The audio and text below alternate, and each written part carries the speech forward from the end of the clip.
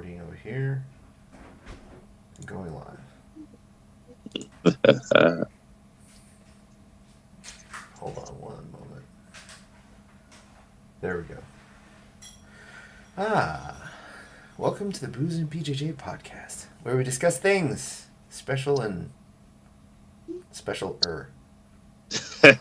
I'm your host, Thomas. I'm drinking ginger ale and rum. Nice. It's a very sophisticated drink. Anyways, let's get started. Charles, how's your week of training going? It's going good. Getting beat up a lot. But, hey, it's for the greater good. What greater good are you referring to, Charles? No, so like some of the fighters at the gym I'm at, they got fights coming up. So Gotcha. Yeah. So like I said, I'm trying to help them out before I drive down to North Carolina. Oh, when are you leaving? Halloween. Oh. Yeah, Halloween day. We gotta take you up before you go. Yeah. All right, cool. All right. Anything noteworthy happen this week for your training? Me? Yeah, you. Oh no, I mean, well, not training wise. Because I actually, like I was telling Wale, I celebrated my grandmother's 80th birthday yesterday. Oh. So so that's like the most special thing that's happened this week. I gotcha. Say no more, fam. Say no more. Right. How's everything going?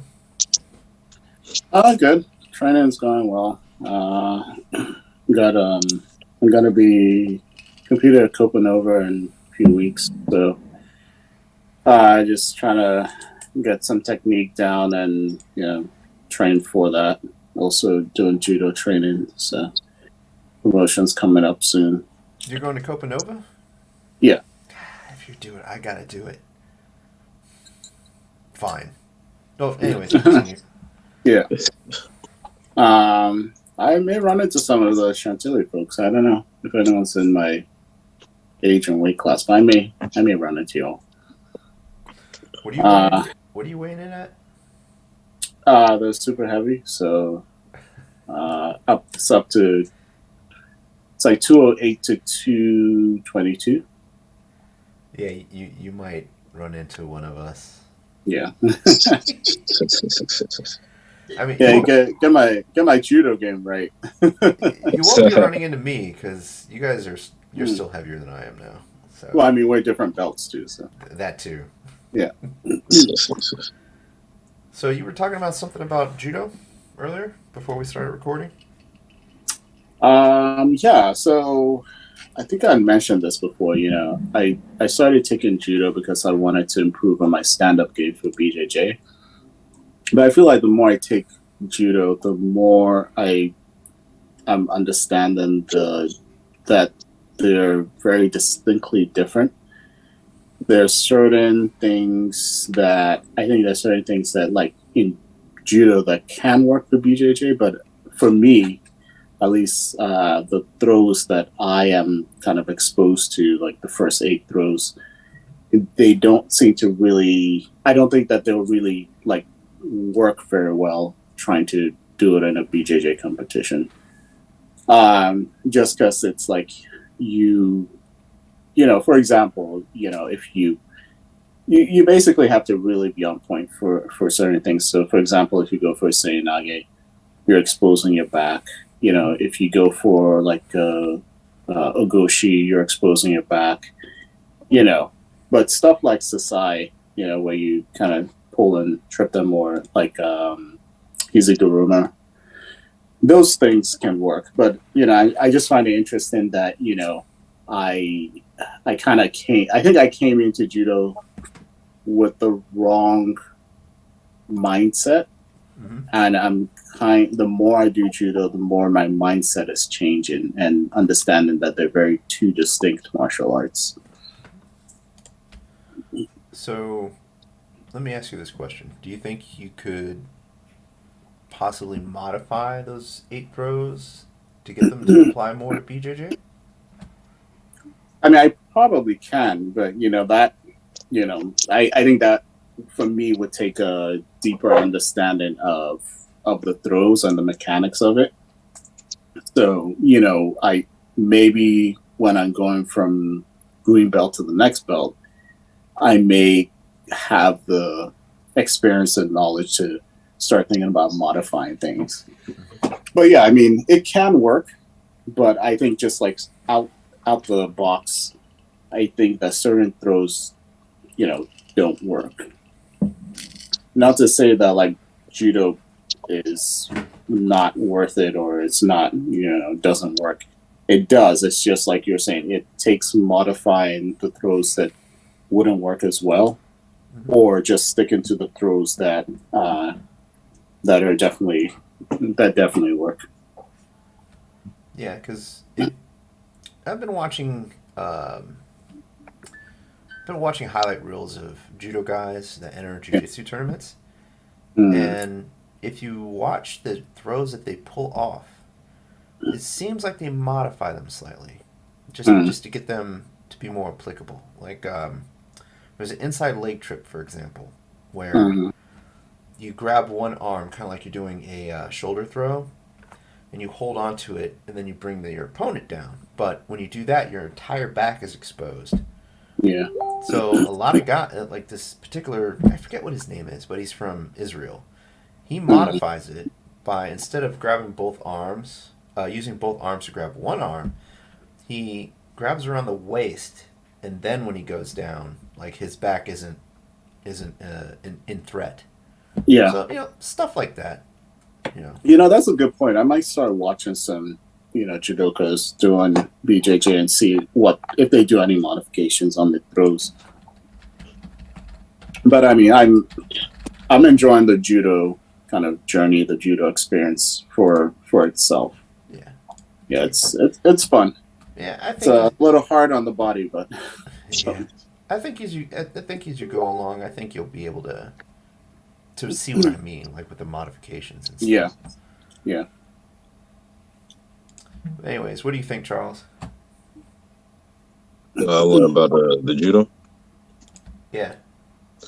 Yeah, it's definitely like a different martial art than jiu-jitsu.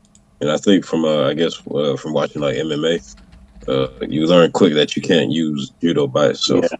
You know what I'm saying? Like you definitely have to modify it to where it works for you. Yeah.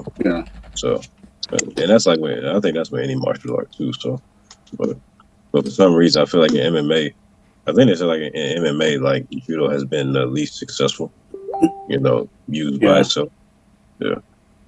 I mean, I think it takes somebody doing some heavy modification for, like you can modify judo for BJJ because, you have the gi and all of that stuff and it's very familiar.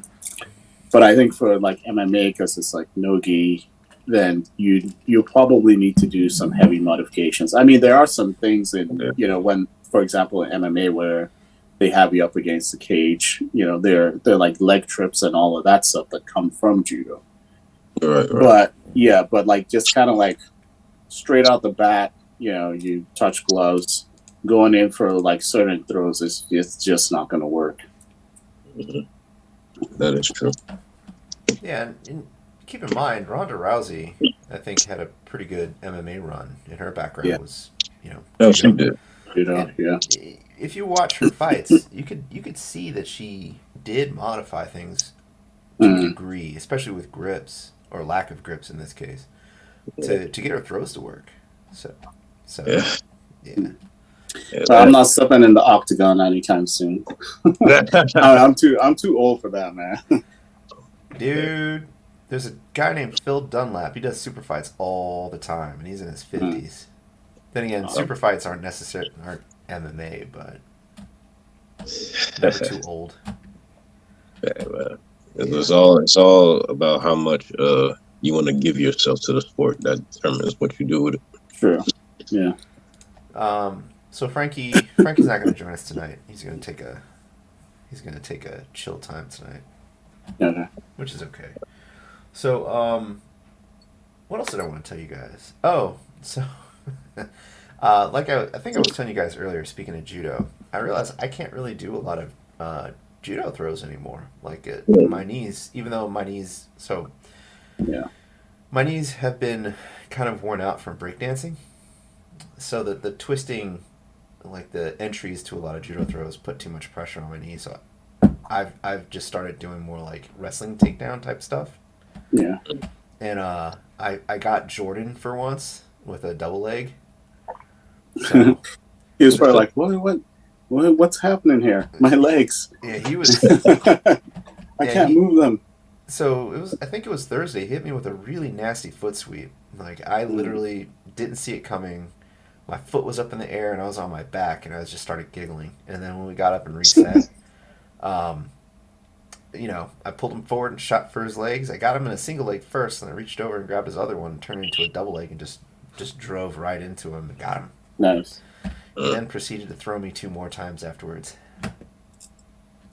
Yeah, double legs and single legs have never. I mean, I need to work on them more, but they've never been successful for me. And I think it's because when I started out doing them, I was doing them horribly wrong. Remember Bryce? He was before my time. Yeah, so there's this guy Bryce who was at Pentagon, and every time I would double leg him, he would go straight for guillotine, and I was just like, yeah, it just never worked for me, and I just think I just gave up on it. Yeah.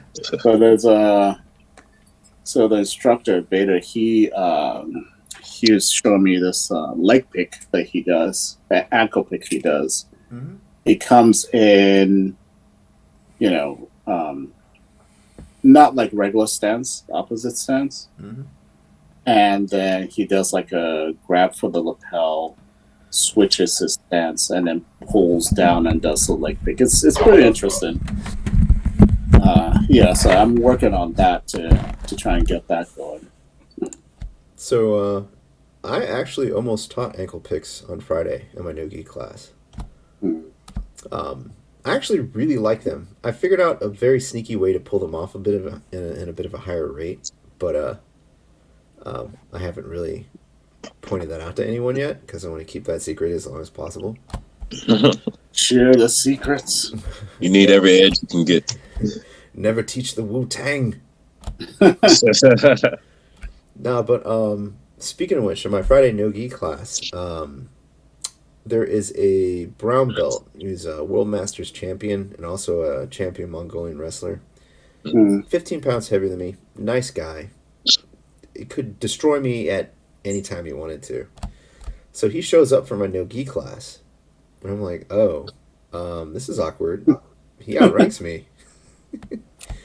But no, he didn't bat an eyelash. Took my class, was very respectful and everything. He asked to roll with me, and then he hit me with every technique that I showed that night. He hit me with a takedown. He's like, this is how you do it, and this is how you do it better. Dude, I did not see it coming. He hit me. So the takedown I showed was an arm drag to a sit down. You sit down and drag your opponent to the ground. Like you do an arm drag, you bear hug them around the waist, and then you just sit down. You block their ankles with one of your legs, and you sit down at an angle and drags your opponent straight to the mat. And he did it to me so quickly, out of nowhere. I was just sitting there on the ground, and I didn't know whether to laugh or be scared. Probably both. Probably both, right? But and then we started rolling, and I got him into my half guard, and then oh shit! I think my camera froze. Hold on. Yeah. But anyways, he got me with he escaped my half guard with both of the escapes I showed, and that's when I knew that I was in trouble. Yeah, I gotta start going to no-gi classes. I love my grips, but I really do more no-gi classes. Well, if you're closer to Chantilly, you should just come to mine. Yeah, I'm so far from Chantilly. I wish I was closer, but I'm like super far. It takes me like at least an hour to get out there. So.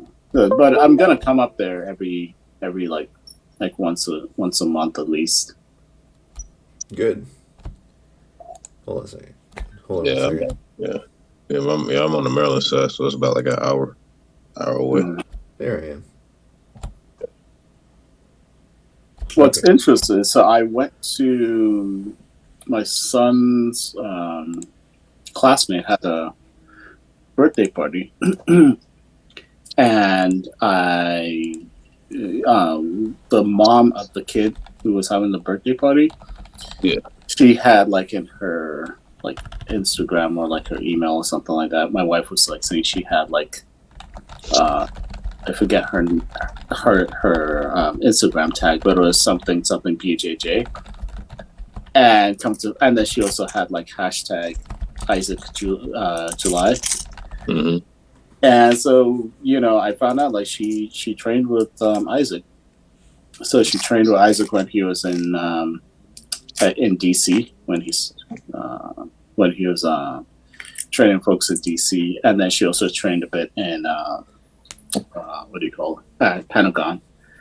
So it's just like kind of a small world that we ran into each other. What was her name? Let me look up her Instagram. Yeah, it's crazy. It's crazy how like small the MMA community really, well, combat sports community really is.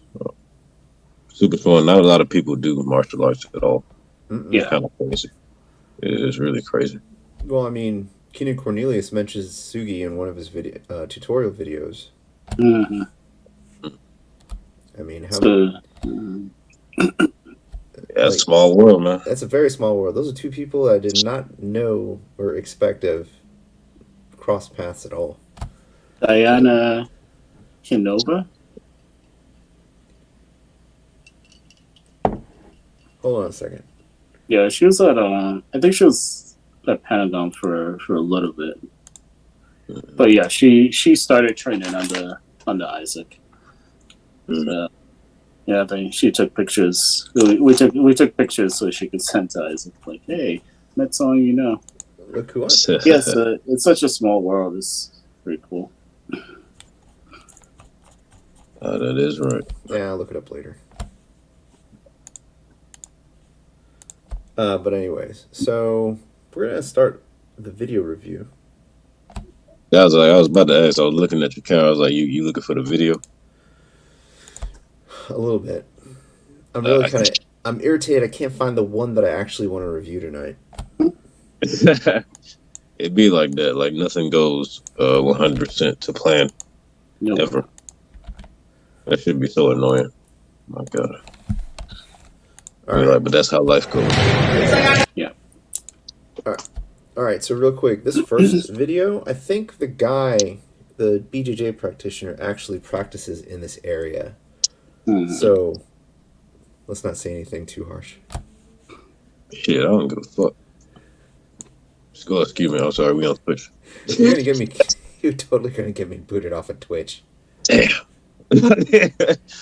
You start we streaming on YouTube, man. We need a delay for Charles and like a bleep button.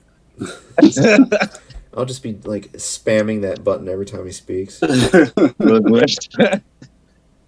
Look, man, because y'all, like I said, y'all already know me, man. My mouth is explicit as hell. So, like I said, it's hard, maintaining my composure. Well, not my composure, but my words, because I'm so harsh with them. Oh, this one. So this was good. He trains around here. There we go. Yeah, I think he does. He looks. Which one? The guy who had some of the. Yeah. Okay. No. The guy in the green shirt. Okay. Is that a white guy? Yeah. I think he's not white. I think he's something else. Oh no! Yeah, I seen this. This is a good video. Tattoo of eyes and lips on his shoulder. Yeah. We can't get any sound. No, you want the sound? What they said is gonna make this video so funny. I'll talk about a different video.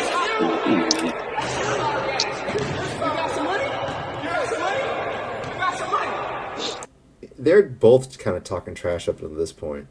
Yeah. Yeah.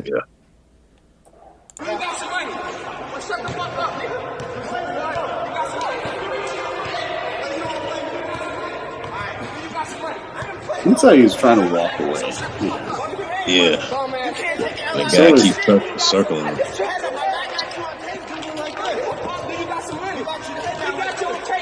Honestly, though, I would have just walked off and not said anything. Yeah. Because this seems like a huge inconvenience to me. Because he's not going to actually resolve anything from yelling at the Yeah. dude. Yeah, but the problem is, like, with basketball is a very egotistical sport. Oh, So, yeah, I know. like, these dudes ain't even professionals yet. They trying to act like they professionals. Like, Yeah. trying to make a N1 tape or something. exactly. Yeah. Ridiculous. Yeah, there's like no point in arguing for this long because it's just like just say what you have to say and walk off. This is like, How long they been arguing? Like, for a couple minutes? yeah, that's Yeah, what at I'm least. saying. It's like it should be like 30 seconds of argument and just like, all right, man, whatever, and walk off. It's All right. like, So, the dude in the green, I didn't notice this when I watched it before. But right about here says, right there, I'll whoop your ass. I don't know if I can defend him after this one. Well, let's continue. yeah. Well, he That's just admits that. it. Yeah, this just escalated things. He attacked So his you went, ego. yeah. So go back for a second. Right. Keep going back. Okay, here. This guy in black and red, right? Mm-hmm. Like hip play. Anytime you see someone with a stance like that with one shoulder lower, they're coming for a sucker punch. It's just like, you know, Yeah. it's a given. It's like a telegraphing. Yeah, I went to school in PG County. I know that stance well. Wait, Charles went to school in PG County too. Yes, I did. Literally, he went throughout all the phases: elementary, middle, and high. What high school did you go to? I went to school in PG County. You did? College. No. It's just, yeah, I went there too for 1 year. PG Community College? I went there. Yeah. 2 years. I went to Bowie State for undergrad. It's technically PG County. Yeah, this half guard game was pretty good, and took his back, got the choke. Yeah. Everybody wants to break it up all of a sudden. Yeah. Everyone wants to break it up when their boys lose. Of course. Arm bar. Of course they do. Let him go. You know, outside of Doesn't know what he's the doing. outside of the I'm gonna look. Is he trying to heel hook him? Yeah. Yeah. You never play basketball again, motherfucker. But I'm just like outside of the I'm gonna whoop your ass thing, you know, whatever. I guess this technique's okay. It's just, but it didn't have to get to that at the end of the day. You know, it's just like, Right. I think also it's like maybe because I'm older, but I'm just like I also see the other side of martial arts is the teaching your self control and all this other stuff. The stuff that you don't see on the mat, you know, you kind of have to keep in mind too. You know, like a situation like that, say your piece, you want to talk shit, argue, whatever, and for a few seconds, walk away. That's it. I personally wouldn't have let it gone that far. Like, yeah. At this point in my life, I feel like fighting someone who has no training is an inconvenience at best. You know, total waste of time at worst. You know. Yeah. If that went super south, the guy in the black and the red could have taken him to court. Yeah. And it's funny because like after judo, we were talking about this. And like, you hit someone with a throw on the concrete and they bust their head open. They're taking you to court. You know, it's like you got to know when to just back away from it. So it's funny because there's a guy at judo. It's like a while ago. He was on World Star Hip Hop. It was like Geek teaches Goon a lesson or something like that. So this guy, he gets into a fight, and this other person wants to fight him. I guess he like throws him to the ground and just like sits on him, and just like the dude who started the fight is just like trying to get up and all of that. He eventually gets up and then he goes in again to try and fight this guy, and he throws him again and sits on him. And in the middle of the video, somebody says, "Put your nuts in his mouth." So the video is like, "Put your nuts in his mouth." World Star Hip Hop, put your nuts in his mouth. I don't think I want to go find that. Yeah, yeah. We'll limit the content on that. But yeah, I agree. Especially like when he told him like, "I'll whoop your ass," I'm like, yeah. There's no going back from that, man. Especially like people. Like I said, if you like for the viewers who never like grew up in certain areas or been around certain people, you say shit like that, there's no going back. Like either somebody fighting or somebody getting shot. You know what I'm saying? Yeah. So don't ever utter those words to somebody. Like don't challenge their ego and don't put challenges on their life like that. Well, not even on their life, but even their health. Because I mean, So you don't know how someone's going to take it. So exactly, yeah. You say, "I'm going to whoop your ass." That might, to someone, trigger something, and they're like, "Oh, well, this person might have a weapon, so let me take my weapon out too," Yeah. Or just like egos get into place, and you never know if someone's carrying. You never know if someone has a knife. You just don't know, and it's just not worth it, I don't think. Yeah, I mean, two things on that note. For one, even in a state or a city or locality where concealed carry isn't easily attained, people still conceal. Living in DC, there is a large group of folks in that city that do not care heads or tails about concealed carry permits. Of course not. That's one thing. Second thing is, the scary thing about street fights specifically is untrained folks don't know how much force to use if they just want to pick on somebody, or if they don't know the difference between just punching someone and then knocking someone out. They don't really have the situational awareness to realize, oh, if I hit this guy super hard right now, he might fall over and hit his head on this curb. That could kill him.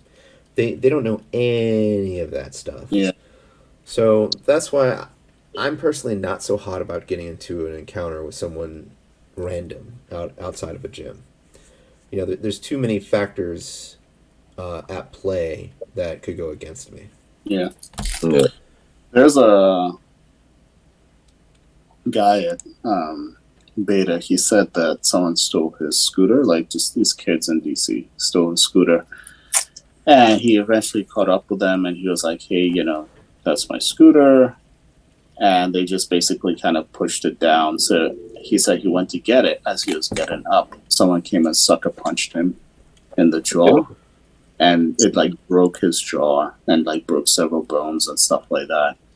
But he was like saying, it's a good thing he knew jiu-jitsu, because it's like what he did was like he basically didn't drop to the ground. He just stood up and backed away, put his hands up, which what you're supposed to do is de-escalate. And, he got out of there without any further incident, So, yeah. So they pretty much, like you said, when he bent over and they just sucker punched him? Yeah, like when he went to pick up his scooter, and he was coming back up, they sucker punches. The kid sucker punched him. And it goes back to what you're saying. He hit him so hard that it broke his jaw. But, if you're someone trained, you hit with enough force to incapacitate someone, not to like maim them or, to break something, or else you absolutely have to, Yeah. No, that's with me. Like I kind of like not. I don't try to put myself in situations like that, because I'm gonna tell you one thing. That if like one you stole my scooter. First of all, like where I'm from, if I would have found you right there, I could have had somebody like take you out for real. But for situations like that, like I would tell people like if you are dealing with like certain people like that, certain situations, like don't take your eye off, because when I'm but I'm gathering he bent over, got his scooter. Then he got up. Then he got up and they sucker punched him because I guess, like I said, when they took it out, when they saw the opportunity to do it, you Yeah. know. But yeah, I would say like don't take your eyes off people, especially like people like hostile, who are like hostile towards you. 'Cause honestly, I'm glad they sucker punched them because they could have easily pulled a weapon, you know what I'm saying, Yeah. and socked them in the head with it, you know, or glassed them, you know, with a bottle, you know. So like I said, you never really know because that shit happens all the Yeah. time. So Yeah, I think also it's like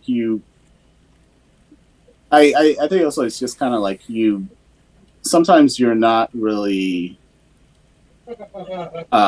your mindset isn't in the place where you think that you're going to get into a fight, you know. right. It's just like you're just going about your business, and you know, here's saying these are like teen kids, so it's like you're not really thinking that they're necessarily a threat, or Yeah, you're just like going about your business, and this sort of thing happens. So yeah, I think it's hard to say what to do in certain situations, but yeah, I think like you're saying, it's a good idea not to take your eye off someone, that sort of thing. But you know, yeah. Because that's kind of hard in a situation, especially if you're surrounded by a bunch of folks. yeah, but that goes to what I said like earlier about like people who grew up in certain areas, people who grew up around certain people. Like if you grew up around certain people who are like well, for example, or this extreme example, like criminals, or you just growing up in like certain neighborhoods where fighting all the time. Some people grow up in like neighborhoods where you got weapons. Like me personally, like I never grew up around. I never like grew up in like a quote unquote low income neighborhood. But the thing is, like I was around it because my family, my close family, lives in areas like that. You know what I'm saying? So when I go over to see him, like I will always be on guard, Yeah. and also like, dealing with, and I'm not trying to be racist, but the black community, you know what I'm saying? Especially like, in high school and middle school and shit, it's like you can't really like, be perceived as like weak. Thomas is offended. Yeah. Yeah. But like I said, Thomas is half offended. yeah, he's half finished. Exactly. You know, nah, but like I said, my obviously like good thing like my parents try to like keep me away from that, but at the same time, it's like my mother like slightly like introduced me to it because like that's how she grew up. She grew up in the hood with people shooting, killing, fighting, all that. So like she exposed me. She exposed me to that shit like early on to be like, this is the other side of the coin, but this is what I try to keep you away from. You know. And then and obviously like as I got an adult, I met people who obviously like grew up in that neighborhood. And even in the army while I was in Korea, I met a lot of guys and girls who grew up in the hood was, former drug dealers and all that. So, you know, and also like me being like introduced myself to martial arts, that even gave me like the self defense. So I kind of got the mentality from like the people I was around and the physical mentality from martial arts. Like that's why me personally, like I'm always on guard. But like I said, like I said, people like him who got sucker punched, not to, talk bad about him, but he might never was raised in an environment where he had to be on guard. You know what I'm saying? Because honestly, like I said, a real like person from that type of environment. First of all, like if you like I said, if you stole his scooter, we wouldn't come back to you saying, "Can I get my scooter back?" First of all, you would, like I said, we would have got some people to jump you, or we got a gun, shot your ass, and then took my scooter back. You know what I'm saying? So, So the go crazy, ahead, Thomas. the crazy thing is, on the note that you're talking about, when my family moved back to D.C. from my dad's second tour in Germany in 1990, I didn't realize that the neighborhood my grandparents lived in northwest, was as bad as it was. So when we moved in, my granddad was like, "You can't go outside unless I'm with you. If you do go outside, don't walk around anywhere.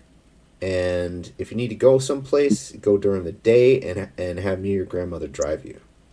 Yeah. And I never really understood why that was until like the first time I sat outside with my granddad. And then we saw some police drive by, and mind you, it was very rare for us to see the police. The only time we saw the police was when something really bad went down, or if they needed statements from people.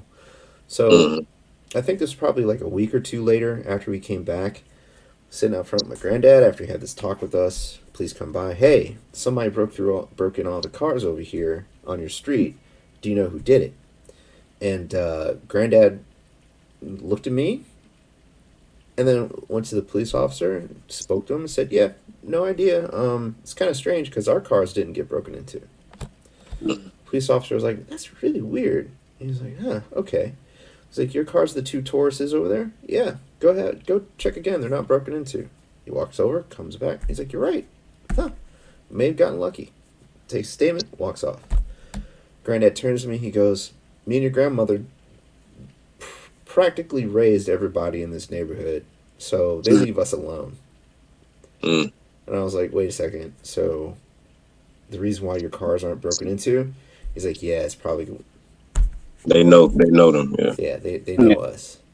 Yeah. My grandmother's the same way. Like literally, like everybody, like from around like the neighborhood where my mother like grew up, and in North Carolina, because that's where my mother's originally from. Like they know my grandmother. Like she pretty much like was kind of like almost like a mother to everybody in the neighborhood in a sense. If they needed some like money or something to eat or like come stay at the house, that's what my grandmother did. She just let them come, stay at the house. She'd always like look out for people, Yeah. But yeah, at the same time, when my grandmother was young, she wasn't afraid to, shoot somebody if they was acting foolish.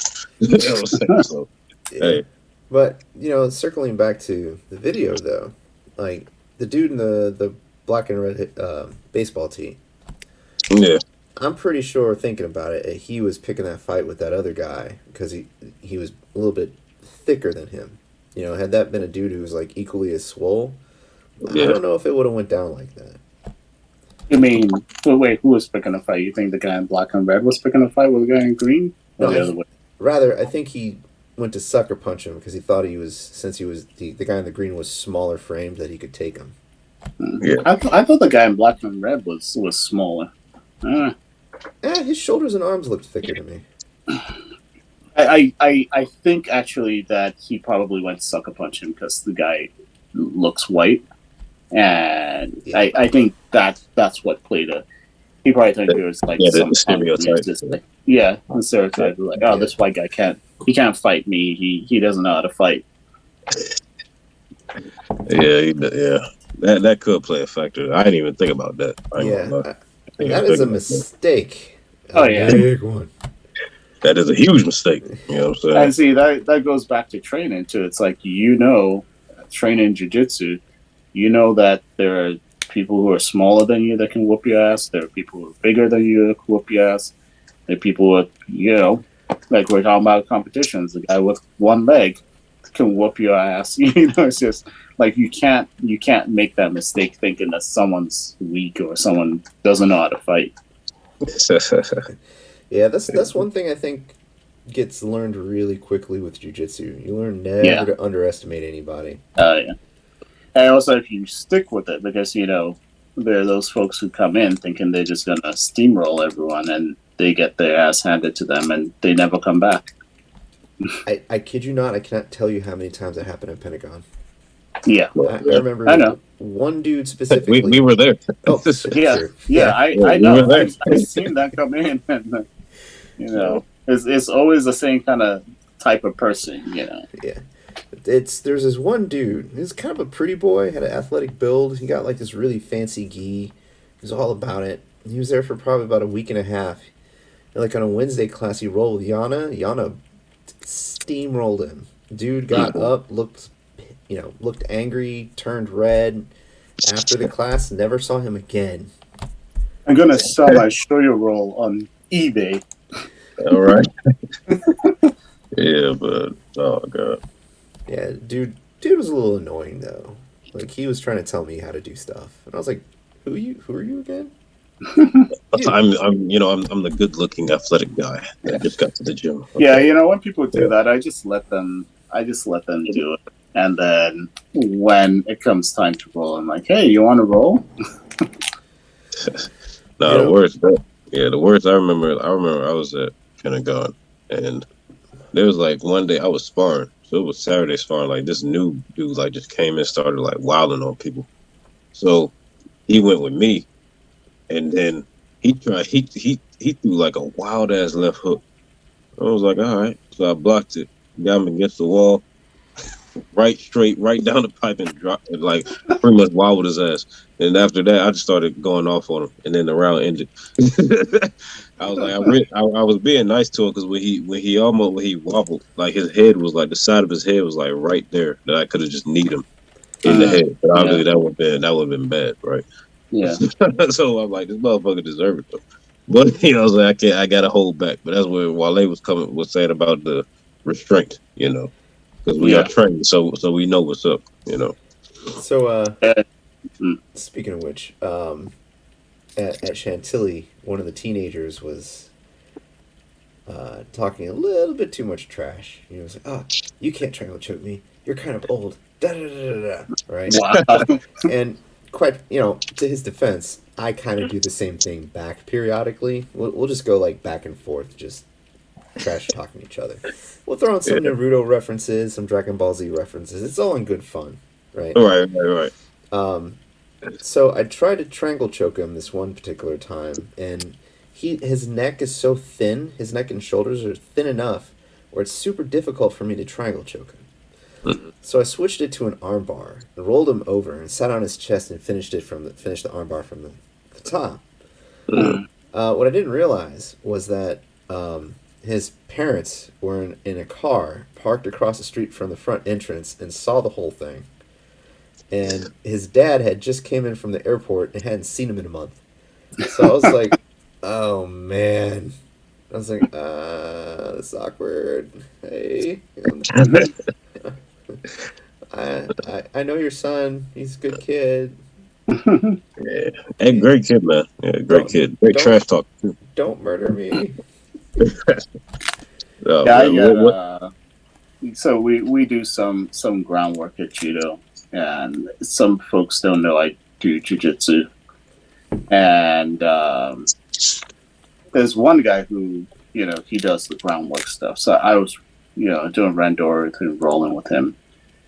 And so we go to the ground, and he gets me and starts getting me in what do you call it? Omoplata. And so this person who doesn't know I do jiu-jitsu, she was like, okay, now, remember your escape. Think about what you have to do. And I'm just like, okay, sure, whatever. And I just like forward roll. And she's like, oh yeah, that's great. And the guy who does like the groundwork stuff, he's like, yeah, that's what you're supposed to do. But it's just like, the assumption that people don't know, because I'm a white belt in judo, the assumption that I don't know certain things. I just find it a little bit hilarious. I mean, I guess it's also the same way when there's a black belt in judo who starts jiu-jitsu and they have a white belt on. Yeah. And everybody's like, oh, hey, this is how you do this throw. You do this, and then this, and then this. And dude's like, This throw. Okay. This throw is called Osotogari. Say it after me. I think you should help someone if they ask you a question. You shouldn't really be like giving them instruction. That's why the teacher is there. Unless they ask you something for help. I never assume someone's, even if I know someone's like a white belt, whatever level they are, I only give advice if they ask me, is there something I could be doing better? Is there something?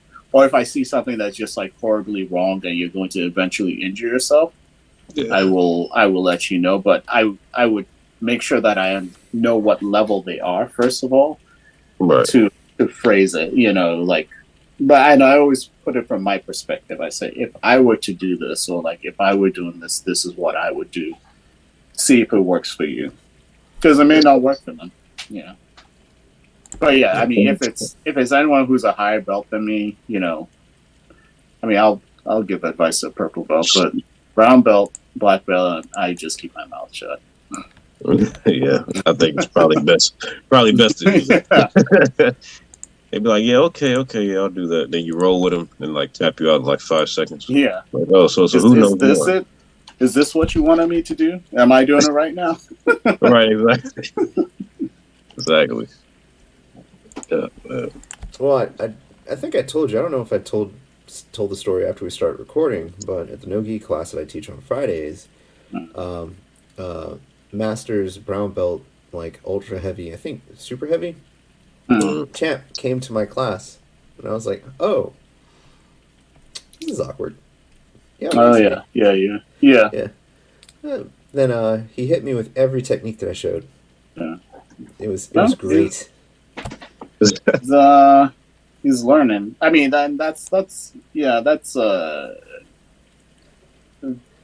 kind of person you want in your class. That's the kind of person that, it's like, I'm sure he knows he outranks you, obviously, but he's still there to learn from you. Or even if he's not learning anything from you, he's at least sticking to the techniques, and he's like, demonstrating them.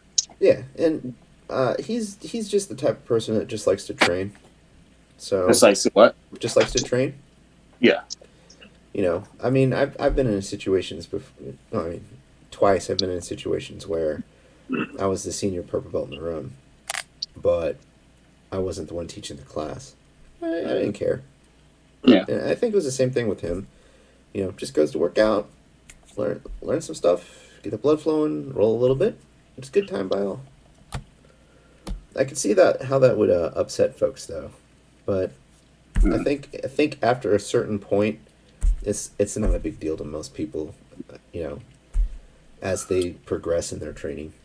Yeah, I mean, I would take advice from certain white belts and stuff. Like, just like it really just depends on how it's how you deliver what you're saying. I think that makes a big difference. Yeah. So if you kind of have like a newbie white belt that doesn't really know what they're doing and they're trying to show you technique, I'm just like, nah. But if, someone who's like a white belt and they have some experience under their wing, they may know stuff that I've forgotten, stuff that's in the basics class that I've forgotten. And they're like, oh, okay, yeah, cool. That's a good refresher. I think a white belt would have to be a black belt in judo or an expert at sambo for me to just take advice from them. Yeah, at the end of the day, I don't. If it's like a white belt or someone who doesn't really know what they're doing and they're trying to give me advice, and just like, okay, cool, and just go about doing what I was doing anyway.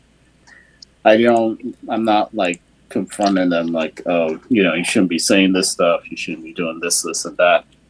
I just ignore it. I move on with my life. for sure. All right, ready for video number 2? I'm cutting one out because I didn't like the way that it flowed as we were talking. Yeah. All right, here's the second one. Oh, shit. Let's go.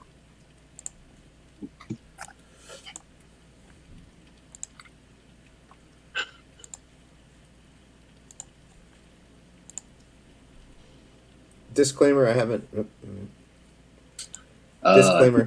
actually watched this one. I think I've seen this one. I had wanted to talk about this one. I decided to jump in. The tables are turned on a suspected thief when a customer who just so happens to be a black belt takes matters into his own hands. It unfolded on the city's... Suspected thief. Let's look at that again. Sat on the dude's chest, has him gift wrapped, it looked like, and his hand is stuck. That's some good stuff right there. Oh, I'm about to say, I was looking at it like, what am I looking at? And it was all I don't know what I was looking at there. into his own. Was that his leg? So, no, that's the arm. What's that? This is his left arm. And Yeah, that's the guy's on the ground arm, yeah. How long is his left arm? Wait. It's his left arm or his right arm? This right here is his left arm. The black belt has his wrist behind his head, kind of like a gift wrap. Oh, okay, I see. You see what I'm talking about? Yeah. I thought that was what's going across the neck. I thought that was the black belt's right arm. Yeah. And then I was like, wait, but is that his leg? I was so confused. So this is actually pretty genius. So he caught the guy's right arm in his left arm, and it looks like he's using his foot to block his elbow so he can't get his arm out. At least that's... Excuse me. Say I what? have to ask though. Are they like in a public store? It looks like it looks like they're in Okay, why does he have no shoes on? Shoes on, I know. At some level, maybe he's like, I gotta take my shoes off to make this authentic. Right. Yeah, they're in a 7-Eleven, and he probably could have been wearing flip-flops. Yeah. Yeah. I can see that, actually. All right, he got T-shirts and shorts on. Yeah. When we finish with this video, I'll tell you the issue I have with it. unfolded on the city's north side, and other than him not wearing shoes. True. Yeah. The customer that's stepped nasty, in when man. things went south, has more than 20 they years of actually went to jiu-jitsu his training, gym. and tells us in that moment his instincts took over. Come on, man. Her face is odd as You were hell. harassing those girls. What? And then you swung at the 7-Eleven employee. It started as a trip to the store to buy Slurpees for his kids, but You are soon rational, girl. Redzovic found him. Oh, damn. So this happened in front of his kids? In front of whose kids? Oh, there's his shoe. Oh, there's the flip flop. Yeah, Okay. flip-flop. That's what I thought. Himself. Wait, happened in front of whose an kids? The alleged dude on the thief. floor? No, the black belt's I'm not kids. going to let you go until the cops come. The owner of the Supreme Academy of Jiu-Jitsu in Lincoln Park is a third-degree Gracie Jiu-Jitsu show your black technique. belt. Yeah, Last Thursday night, while at where 7-Eleven that at? on New Jersey Ashland or and New York? Lawrence, I think it said New Jersey. Redzovic Sure says do he look saw like it. a man harassing Oh people no, I see. It says outside. Chicago. But He I comes up see to the me and title. says, what are you Yeah, looking Chicago. at? In my training, I tell people, take a step back, hands up, don't engage unless you feel safe. But Redzovic says when the man went into the store and All right. punched an Yeah, employee, security he'd video. seen All right. enough. Jumped in, grabbed him like I do in training here, put him down, flattened him like a pancake, and then I tied him up like a pretzel. For 18 minutes, Redzovic live-streamed the ordeal, pinning the man down until police arrived. And he started bothering this guy, and then he swung at this guy, started attacking this guy, and that's when I jumped in and took him down to the ground. Earlier in the day, police I mean, especially if his daughters were there, I probably would have done the same thing. And if you go, I think in the last clip that they just played, I think the glass was broke. Oh, let's see. Like, what's it? Hold on. Start playing. earlier in the Maybe no, one. that's light. No. Yeah, that was light. day, police say that same suspect had stolen from the store. 30-year-old Christopher Cruz was arrested and charged with 2 misdemeanor counts of retail theft and battery. You know, sometimes people come to us after something happens to learn self-defense. 2 misdemeanors. 2 misdemeanor That's counts. it? He assaulted? Whatever. Hey, it was a Right fight. now. Sorry. Redzovic teaches children That's as them young as battery, people 5 years contact old. stuff. His oldest student is 72. Why not, And you right? can watch the full 18-minute video Children as of young as 5 years old. Yeah, we're done with that one. Okay. So the issue I have with this is just like, it feels like one of those, like, like it feels like it's an advertisement for the gym, because it's just like, if you're really in fighting or whatever, you're in there to prevent someone from stealing or whatever, why are you filming it? He had his camera, he had his phone perfectly set up, and then afterwards he's just like, oh yeah, come to this gym to learn how to like, defend yourself or whatever. My question is, I'm wondering if he went into that situation with the right intentions. Well, I would think the same thing, but by recording it, he did the smart thing, because there's instances like this where the perpetrator would accuse the person who stopped them of something nefarious. True. Then it's no longer his word against whoever's. And additionally, there are, having worked in Georgetown, there are stores that have the security cameras where the footage is either recorded on a hard drive or on a disc or something, and there's instances where incidences have occurred, or something has occurred, and those recordings either weren't actually recording in the first place. So even though they thought they're Or they get wiped. wiped, there's multiple different there's multiple different issues that could occur that could wipe out or cause camera footage not to be available. So by recording it himself, especially live streaming it, because it adds a second recording elsewhere, it's actually a really smart thing to do. I guess. I don't know. Maybe when I just first watched it, I was just like, this feels like advertising for the gym or whatever. But that's a good point. I after watching that, I didn't like how the news station went to his gym and then said, yeah, blah blah blah, self-defense, blah blah blah. Yeah, I think and again, it's like, because we weren't there. I don't know who initiated that whole thing. I don't know if it was him who was like, hey, come to my gym and we could talk more about it, or if it was the news who was like, hey, let's go to this gym, let's talk more about it. Yeah. But I mean, I don't even know how he got onto the news. I'm assuming somebody there was reporting on it or whatever. But that kind of footage, I don't think should have even been on the news. The part where they were at his gym, like kind of doing like a. Well, I mean, if you're recording to ensure your own safety and to have like a record and all of that stuff. Well, I'm guessing that what probably happened is like he live streamed it, somebody saw it, and the news saw it, and then they wanted to report on it. Right. Yeah, that's a good point. Yeah. And I don't know. I feel like in that situation, I'll tell the news person what happened, but that's kind of where it's going to end. I'm not going to like invite them to my gym or like, yeah, that to me just feels like you're not doing things for the right reasons. Right. Yeah. No, I agree with that. To me, the parts where they went to his gym kind of seemed a little cringy as well. Yeah. Yeah. If you wanted to focus on on his action, focus on his action. Mm-hmm. Yeah. That's the way I see it. Yeah, because I mean, somebody had to have made the decision that it's okay to film the gym and talk about, hey, we offer self-defense, blah blah blah. And that's kind of the part I have issue with. I mean, I get it; it's for business or whatever. But then you have the wrong kind of person coming into your gym. The kind of person coming into your gym who wants to do that stuff, who's looking for a reason to use the jiu-jitsu against someone. Yeah. So. Yeah, he I think, well, like I said, the self-defense thing was good, but yeah, he definitely capitalized off the whole incident. Yeah.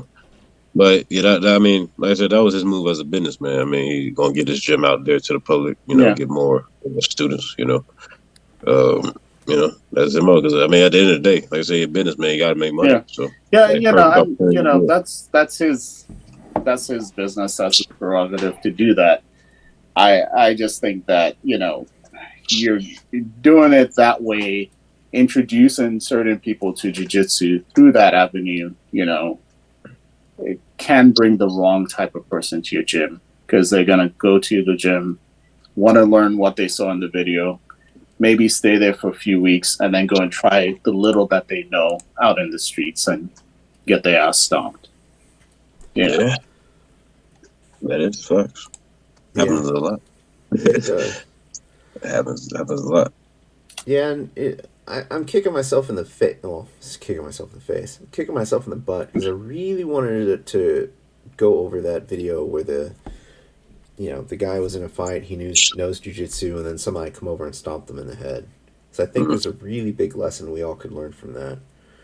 But like I said, we'll save it. We'll save it for next week. All right, folks. It is 10:30. I think it might be time for our after hours.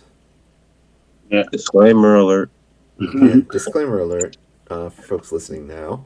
We will be switching to our after hours conversation. It is more adult oriented. Please be aware that we will probably be saying and discussing stuff that people might find a little bit objectionable. We are not intending to insult anyone, and if you would like to hop on the stream and have a civil discussion about your disagreements, we are open to that.